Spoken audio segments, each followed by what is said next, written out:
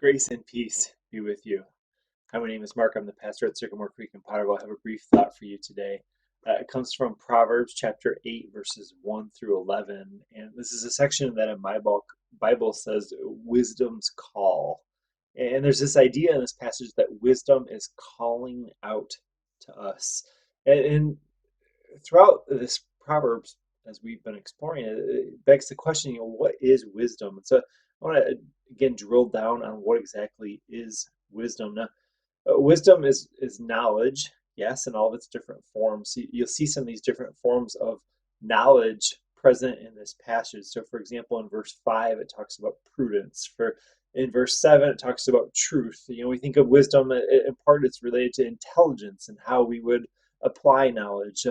It's instruction, it's insight, and it's justice. We see justice in verse 8. It's discretion. We see that in verse 12. And so, I think if we're kind of summarize this and say wisdom is all knowledge, and it's the ability and the power to discern how to exercise and use that knowledge. So again, wisdom is all knowledge, and it's the ability and the power to discern how to exercise and use that knowledge.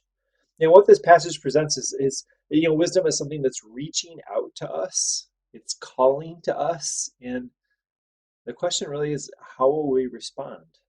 There are so many things that we can pursue. We can pursue money, like we see in verses 10 and 11. We can pursue our desires, like we see in verse 11. But will we pursue wisdom? Wisdom that comes from God and from respecting and revering God's commands. We talked about that yesterday. We'll hit that again in chapter 8, verse 13, coming up tomorrow. What are you pursuing? What call do you answer, and do you answer wisdom's call? Grace and peace be with you.